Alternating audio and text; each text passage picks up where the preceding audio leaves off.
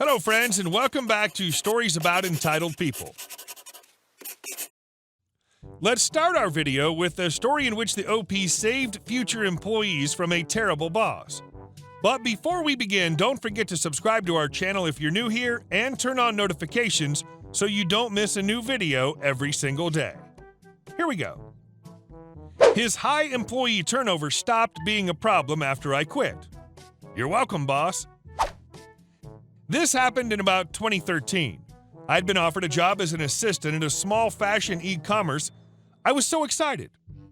There were red flags from the beginning. The existing assistant sat next to me, was a little hesitant when I asked if the company was good to work for, and she told me that a lot of employees had come and gone for various undisclosed reasons. But I was too naive and enthusiastic to really pay attention. I came to find out that our boss, the business co-owner, along with his wife, was not quite the easygoing fun boss he painted himself to be. He constantly reminded us how lucky we were to be working there, how we could easily be stacking shelves in a supermarket for the same wage. My fellow assistant truly did far too much for the company given her title. And my boss also constantly compared my work ethic to hers, even though I was working through my legal breaks and lunches along with her, never knowing what my finishing time would be, etc. During a period of a couple months, I witnessed at least 3 other employees quit or be fired. One was let go because she fell ill. One was let go because she fell ill. One quit on the spot after seeing that we were selling broken products. One simply wouldn't put up with the unreasonable scheduling.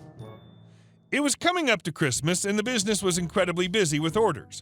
In addition to giving up my breaks, lunches, and set finishing time, my boss decided that we would all start coming into the office an hour earlier from tomorrow. Not a request. I'd taken this on as a part-time job, so I was already struggling to cope and had confided in him about my mental health problems. Now he took my concerns and laughed in my face. Asked if I just didn't want to get up early, said that he could easily replace me anyway, that he was thinking about firing me, and that he would enjoy seeing me stacking shelves when he next went to the supermarket. That was the final straw for me. I called his bluff. At the end of the workday, I went to his office and quit. Surely before he could gloatingly fire me in front of everyone. Now, it must have been a big inconvenience for him to lose an employee 2 or 3 weeks before Christmas, but oh well, he could just hire someone else, right? Not quite so easily. Now that I wasn't working, I needed to claim job seekers allowance, UK unemployment benefits, and they wouldn't award it if I just quit on a whim. So I typed up a long, detailed list of everything that was going on in that office, the law breaking, the bullying, and handed it to my job center advisor. She was not happy, and I was informed that the company would no longer be allowed to advertise job openings with them. This was where they were getting all their hires from.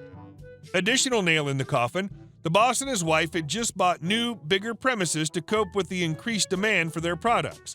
Demand that now couldn't be met because they couldn't hire and keep enough people to pack the orders. A few years after all this, I looked up the company out of curiosity. It was dissolved in 2016. Of course, I don't believe, nor want to believe, that I brought down this e-commerce all by myself, but it does make me happy that by calling my boss's bluff, I prevented at least some prospective employees from an awful experience. And our second story. Block my driveway 3 times? Enjoy riding the bus for the rest of the week? A few years ago, after a messy breakup, I moved back in with mom and younger sister for a couple of months to get myself sorted financially. Also, for context, around the same time as the breakup, I had also lost my job due to redundancy, so I was actively looking for jobs. My mom lives very close to a major train station with a link into London. As you can guess, these trains will be full up with commuters going into London. This resulted in the road also being congested every day with people leaving their cars for the short walk to the train station to get to work. Normally, this isn't an issue. However, one day a car, a BMW of all things, had completely blocked our driveway, making it impossible for anyone to get in and out. On the morning this happened, I had a job interview. I initially only realized the car was blocking me in as I was heading out the door for the interview. I had no choice but to call the job interview people and explain the situation, and that I would be a little late as I would need to get the bus instead. They said it wasn't an issue and rescheduled the interview to the next day. I spent the rest of the day searching for work and peering out the window to see if the car had moved, and it hadn't, until I last checked around 8:30 p.m. and it had finally gone.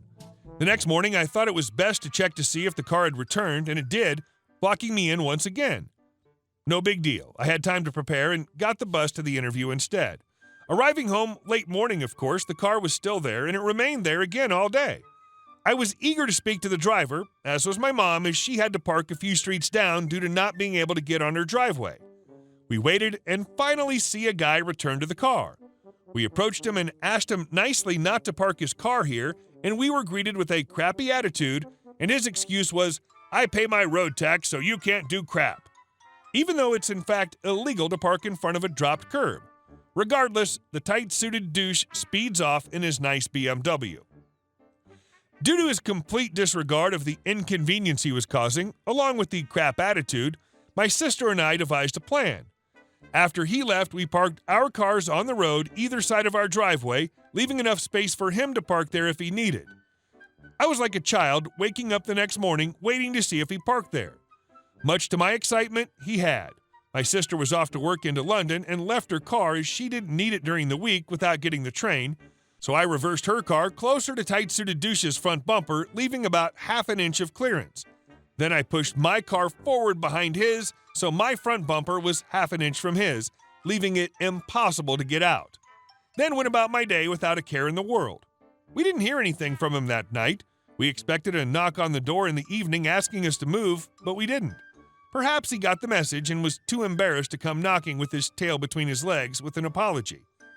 The next morning, we moved our car so he could get his out when he came back from work in the evening, but the day after, without learning his lesson, he blocked our driveway again. So we blocked him in again, and that very night he came knocking. "Move your effing cars, you jerk! You're blocking me in! I can't get to my car for F's sake! How am I supposed to get home, you bee? I had to get the effing bus home the other night!"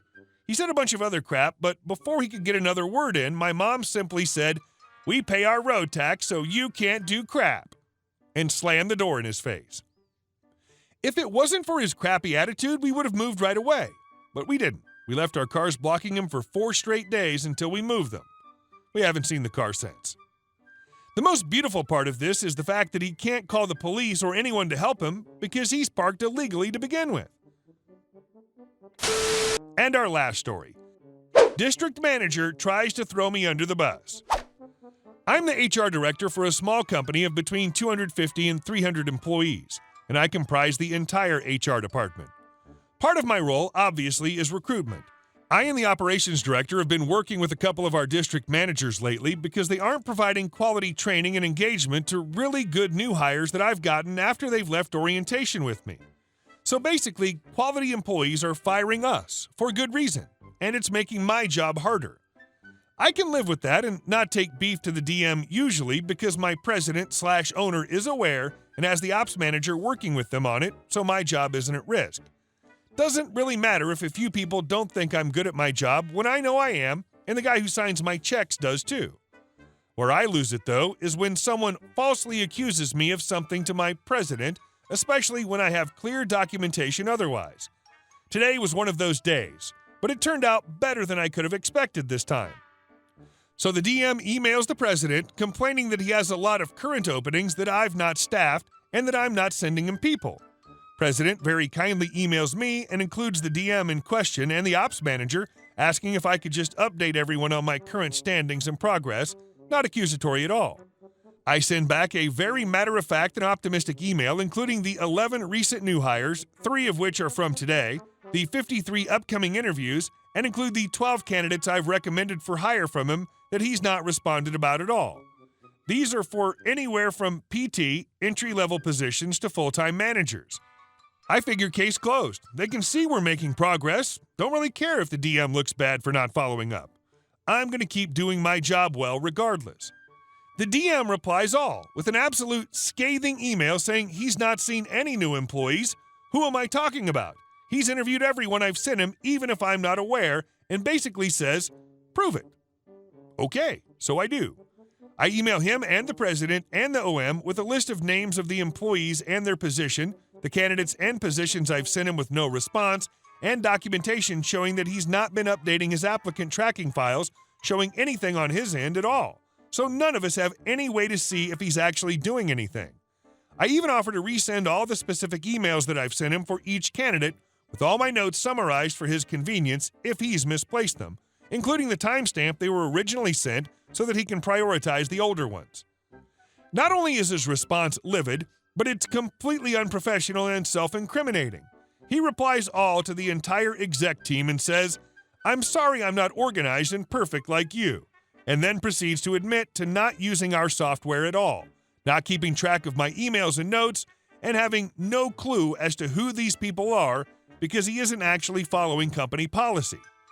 The ops manager is dying laughing, saying, "I've never seen someone so angry that you answered his question." Meanwhile, the president has it in writing that not only is the DM inept, but he's a liar too. He was fired the next day. Hey guys, thank you all for watching the video. I'll see you in the next one.